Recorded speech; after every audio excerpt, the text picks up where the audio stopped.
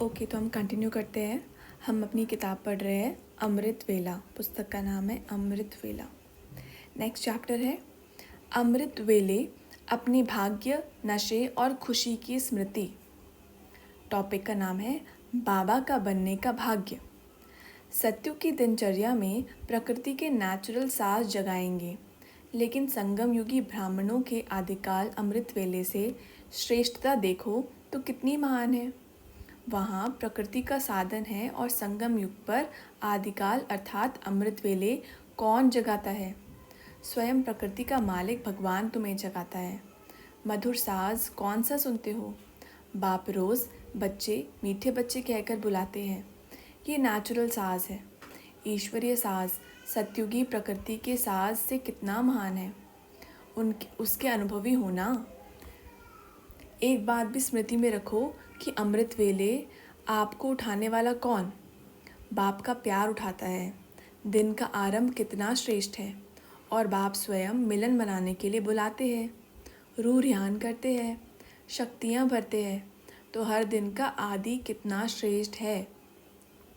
बाप की मोहब्बत से उठते हो कि कभी कभी मजबूरी से उठते हो? यथार्थ तो मोहब्बत के गीत आपको उठाते हैं।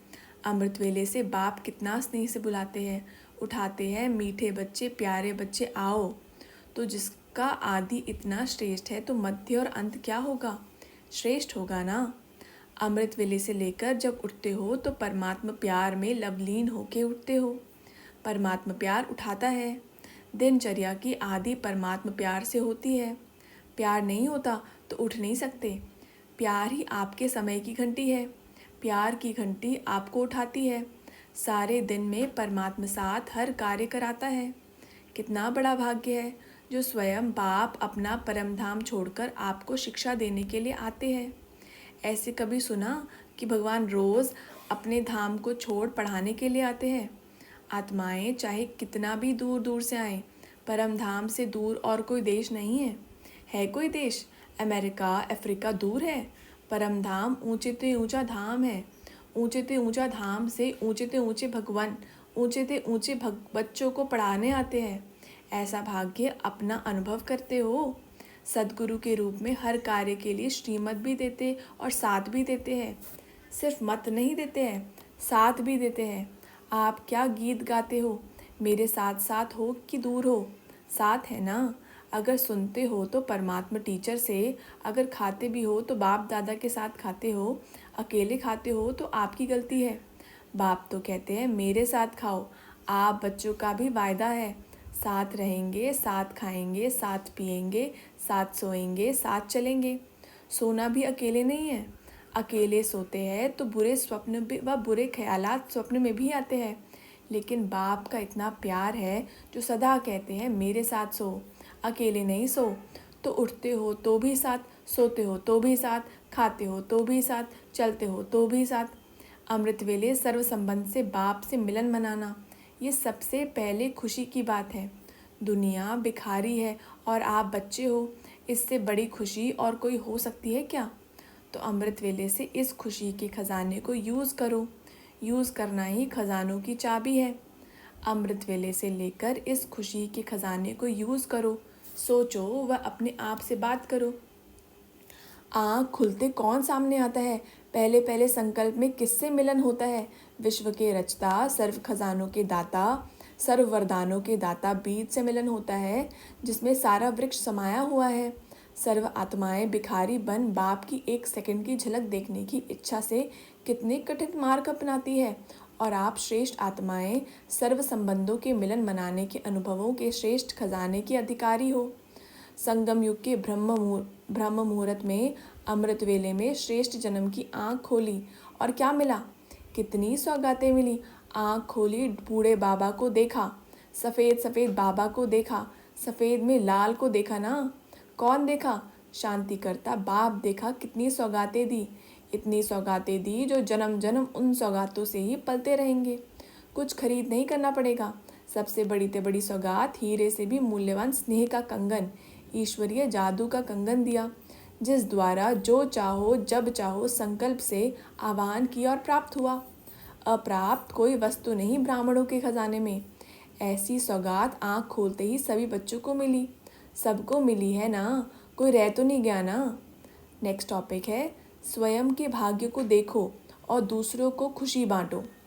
अभी जबकि सारी दुनिया कोई ना कोई फिक्र में है, सवेरे से उठते ही अपना, परिवार का, कार्य व्यवहार का, मित्र संबंधियों का कोई ना कोई फिक्र होगा, लेकिन आप सभी अमृत वेले से बेफिक्र बादशाह बन दिन आरंभ करते हो और बेफिक्र बादशाह बन हर कार्य करते हो। बाप दादा तो अमृत वेले से हर बच्चे का भाग्य देखते रहते हैं कि कितने प्रकार के भाग्य हर आत्मा के नूंदे हुए हैं। अमृत वेला ही भाग्य ले आता है। रूहानी मिलन का भाग्य अमृत वेला ही ले आता है ना। हर कर्म में आपका भाग्य है।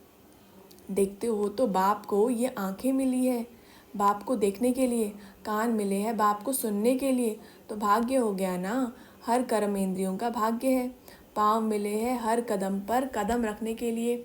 ऐसे हर कर्म इंद्रियों का भाग्य अपना अपना है। तो लिस्ट निकालो कि कितने भाग्य सारे दिन में प्राप्त होते हैं।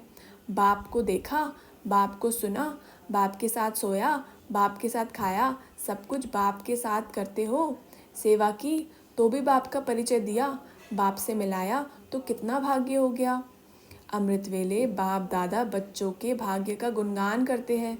अपने को सारी दुनिया के बीच चमकता हुआ विशेष लक्की सितारा अनुभव करते हो। ऐसे लक्की जिन्हों को स्वयं बाप गायन करते हैं, इससे श्रेष्ठ भाग्य और किसी का हो सकता है। सदा ऐसी खुशी रहती है जो अपनी खुशी को देखते हुए देखने वालों के गम के बादल व दुख की घटाएं समाप्त हो जाएं। दुख को भूल सुख के झूले में झूलने लग जाए। ऐसे अपने को अनुभव करते हो। जैसे गायन है, पारस के संग में लोहा भी पारस बन जाता है, ऐसे आप पारस मणियों के संग से अन्य आयरन एज्ड आत्माएं गोल्डन बन जाएं। ऐसी अवस्था अनुभव करते हो। कोई भी आत्मा भिखारी बनकर आए और वह माला माल होकर जाए। ऐसे अपनी तकदीर की तस्वीर रोज दर्पण में देखते हो। किस समय देखते हो? अमृत वेले देखने का टाइम निश्चित है या चलते फिरते जब आता है तब देखते हो? सारे दिन में कितनी बार देखते हो? आजकल का फैशन है कि बार बार अपना चेहरा देखते हैं। वह देखते हैं अपने फीचर्स और आप देखते हो अपना फ्यूचर। आपका फीचर्स की तरफ अटेंशन नहीं है, लेकिन हर समय अपने फ्यूचर को श्रेष्ठ बनाने का ही अटेंशन है। तो अपनी तकदीर की तस्वीर देखते हो कि हमारी तस्वीर में कहाँ तक रूहानियत बढ़ती जा रही है। सभी अमृत वेले दिलखुश मिठाई खाते हो। सेवाधारी आत्माएं रोज़ दिलखुश मिठाई खाएंगी तो दूसरों को भी खिलाएंगी। फिर आपके पास दिल शिकस्त की बातें नहीं आएंगी। जिज्ञासु यह वह बातें नहीं लेकर आएंगे, नहीं तो इसमें भी समय देना पड़ता है ना। फिर ये टाइम बच जाएगा और इसी टाइम में अनेकों को दिलखुश मिठाई खिलाते रहेंगे। जैसे बाप जैसा कोई नहीं, वैसे आपके भाग्य जैसा और कोई भाग्यशाली नहीं। बाप दादा का स्नेह अवश्य समीप लाता है। अमृत वेले उठ बाप से रूह रूहान करो तो सब परिस्थितियों का हल स्पष्ट दिखाई देगा। कोई भी बात हो उसका रिस्पॉन्स रूह रूहान में मिल जाएगा। मधुबन वरदान भूमि से विशेष ये वरदान लेकर जाना तो और भी लिफ्ट मिल जाएगी। जब आप बैठे हैं बोझ उठाने के लिए तो खुद क्यों उठाते हो? जितना हल्का होंगे उतना ऊपर उड़ेंगे। अनुभव करेंगे कि कैसे हल्के बनने से ऊंची स्टेज हो जाती है।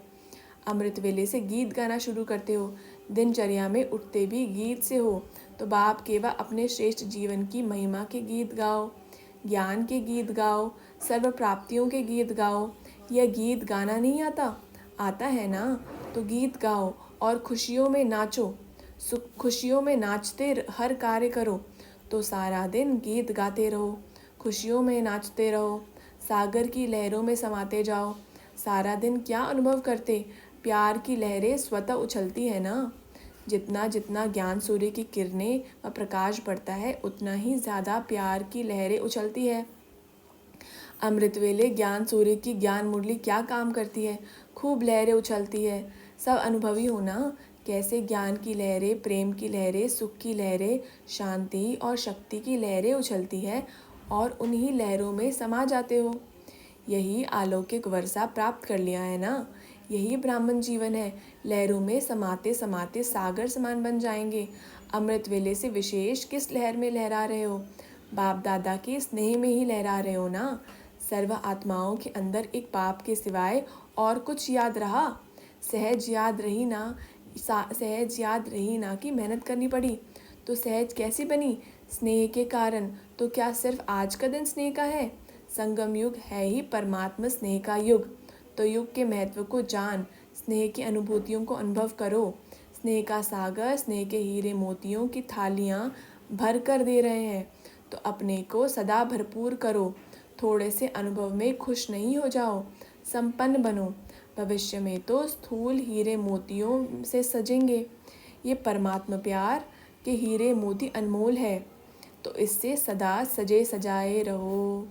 नेक्स्ट चैप्टर है शक्तिशाली अमृत वेले के लिए सारे दिन पर अटेंशन, जो हम नेक्स्ट वीडियो में कंटिन्यू करेंगे। Thank you for listening.